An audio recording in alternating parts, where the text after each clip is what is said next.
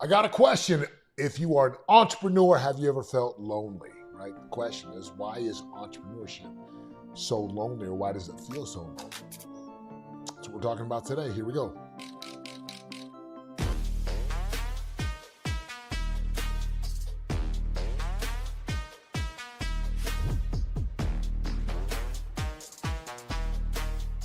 See, I've been an entrepreneur since I left the NFL. That's all I've ever known. The last W-2 paycheck that I ever received was from the New England Patriots, and Robert Kraft was my boss, and Bill Belichick's the head coach. This is back in the day, right? Tom Brady teammate.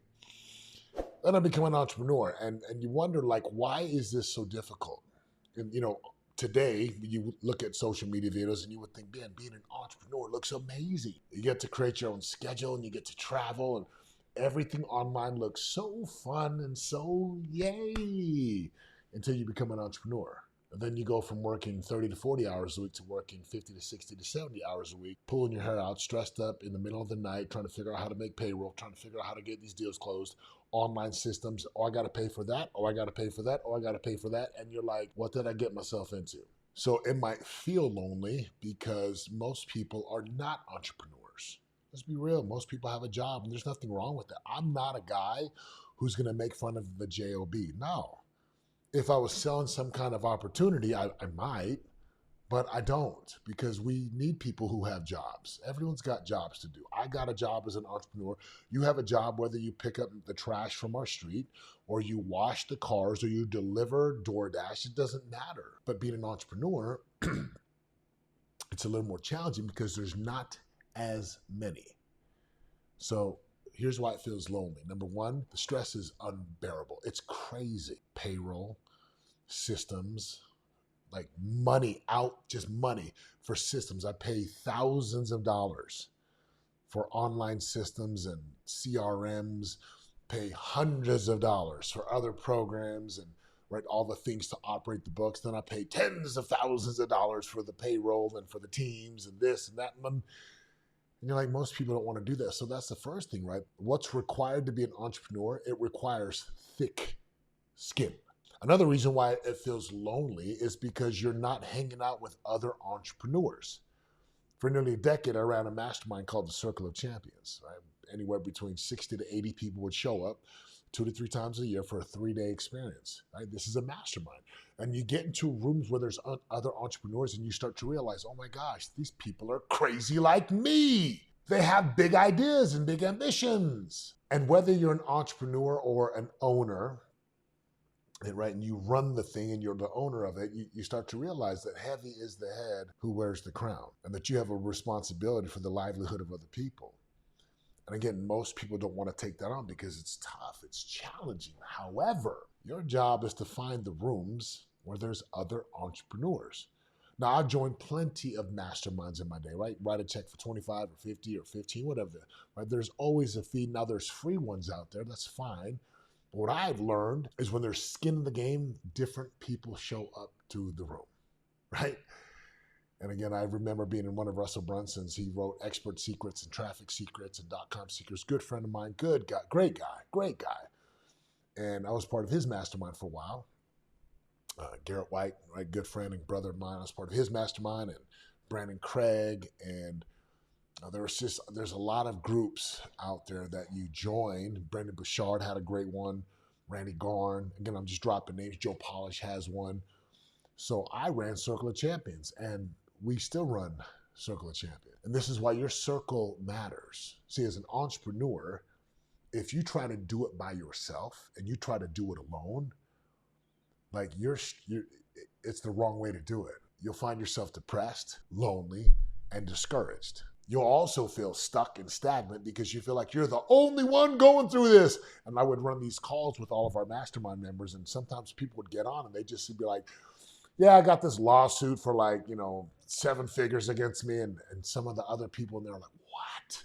Oh my gosh.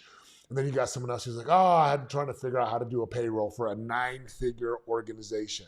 And other people are like, oh my gosh. And you start to realize, like, the problems that you face as an entrepreneur, they're normal when you hang out with other entrepreneurs. It's like being an athlete. I train at a gym called the Dragon's Lair here in Las Vegas, Nevada. a 7-time world champion, Flex Lewis. Amazing guy. Awesome. He's the owner. And I walk into the gym, and I'm a big dude, and I mean, I feel small over there. You got Keon, Prodigy, the 212 champion. You got Nick Walker in there who competes in Olympia.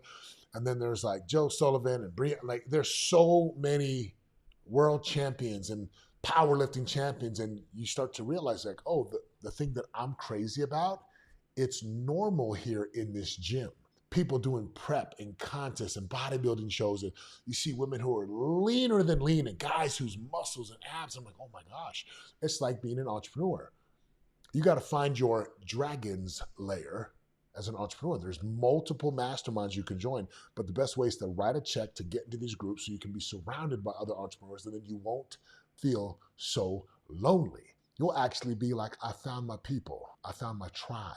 Why does this matter? Because your associations as an entrepreneur are one of the greatest pillars of strength. The people you talk to on a daily and a weekly basis, even if they're not in your city, right? My circle of champions, they came from all over the country, from different industries. And sometimes seeing someone else in their industry, even though it's not your industry, helps you so much because it gives you a perspective. So on one hand, it might feel lonely. But on the other hand, it's not when you join the right circles of influence and the right huddles. Listen, if you're looking for a place to be a part of, I do an experience every month. I invite you to join us. Come check out the experience I do live, virtual, once a month.